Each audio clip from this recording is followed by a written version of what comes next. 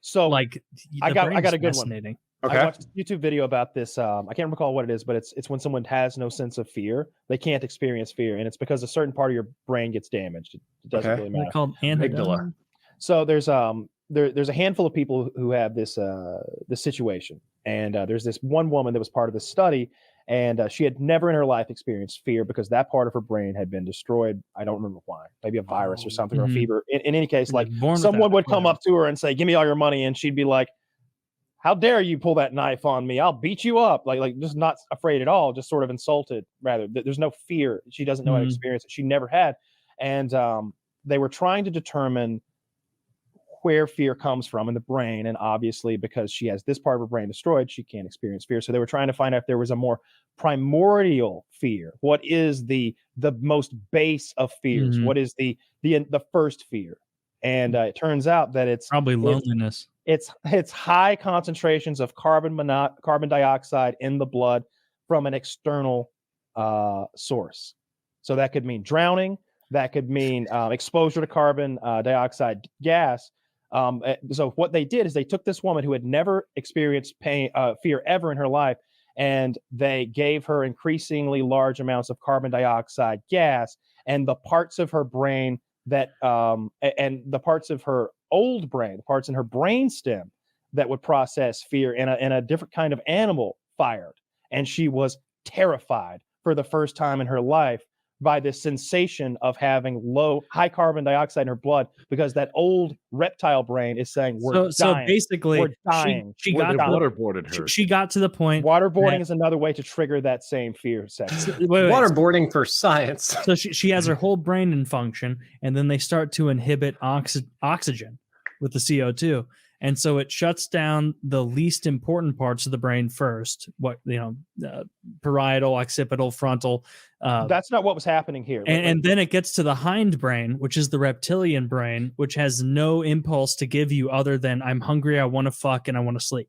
The area of the brain, or I'm scared. No, so the area that's causing the fear is theorized to be part of like the brain stem or the old part of the brain, but it has nothing to do with other parts of the brain shutting down. Simply the high levels of carbon dioxide caused a fear response like immediately. Even though her amygdala obviously was less responsive because of the lack of whatever that part of her brain is that causes fear doesn't exist. Like when you look at it on a scan, it's I think it's the amygdala. Isn't that what there were two lobes cortisol for stress and such? They showed an MRI or a CT scan or whatever, and there was two dark spots that were symmetrically placed sort of in the frontal part of the brain, and they're like, this is the fear sector. They're black, they should be white. They're gone. Like she can't experience fear, and they did it. Did this help? Did she experience fear again afterward? Because the brain can rewire and relearn things sometimes. No, but they did do this experiment to other people who had the same, they instance where they couldn't experience fear, and they had the same results. They could frighten them with but the core concept of the whole video was what's the scariest thing, and so they came to the conclusion that the scariest thing is that it's uncontrollable high levels of carbon dioxide in your blood from an uncontrollable external force. But that is a chemical change to manufacture a situation in which chemically you are scared. It didn't find out what is the actual scariest thing to be confronted with, No, I think that's clowns. Our brain is afraid of drowning. Our brain is afraid of suffocating at an older part of itself. And if you simulate that, then it just fires regardless of whether you're drowning or not. That's why waterboarding, like Woody mentioned, is so effective. We goofed around with that. I certainly wouldn't say I've been waterboarded, but we strapped me in a chair, turned it upside down, and poured water on a rag into my mouth for maybe 20 seconds or something, and I fucking hated it. It was awful. I've heard that what you think works doesn't. 20 seconds. I think I can hold my breath for 20 seconds, right? Full on, hold nose, mouth closed, 20 seconds. I've got that. Yeah. Why is it that waterboarding fucks people up in 5 seconds? What if I think it's going into your nose. So and because your nose and your mouth are connected, your mouth and that backwards throat starts to fill up. as a swimmer, right? You're upside down sometimes, like uncomfortable in this way. I exhale very slowly through my nose. And that just keeps the bubble, keeps everything traveling in the right direction. Maybe you guys have done this too, right? Where you're upside down underwater, and I exhale slowly through my nose, and it's not a problem. Taylor grew up with a pool; he knows the scoop probably.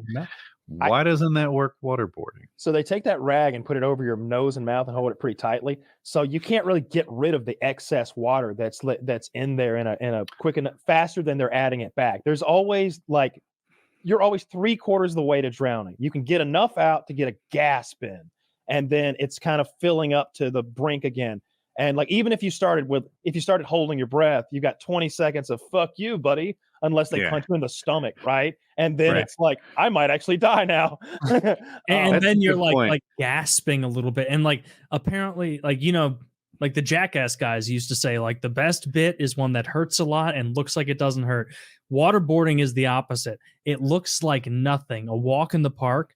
But everyone who's experienced it says that it is the most grueling. I can't breathe. I'm inhaling water. My lungs are now heavy. They're not working the same way. So you guys are young for this ish, but there was a time when there was a national debate over whether or not waterboarding was even torture, right? Yeah. It was okay. So you get people who really sort of stake their claim and their reputation on the idea that waterboarding is not that big a deal. It's not torture. And it's certainly not true that it doesn't seem to damage people. It just makes we may have even taken that position on this show, because I know we've debated it before. Could be, yeah. And then these pneumonia. I guess what I'm trying to say without saying it is right-wing radio hosts and TV hosts would say that it's not a big deal. They get waterboarded and in seconds turned around. And I remember this. I can't remember the names of who it was. I think Hannity was one. Was of that them. Rush Limbaugh? That's what I was thinking. No, it wasn't Rush. Rush at the time. Rush was would have probably died too if he fat tripped. to even try. Yeah. But So Sean Hannity said he would in a debate. He's like, I'll do it. I'll do it. And then I can't remember who it was, but they'll be like, it is now day 12,573 since Sean Hannity said he would get waterboarded next week.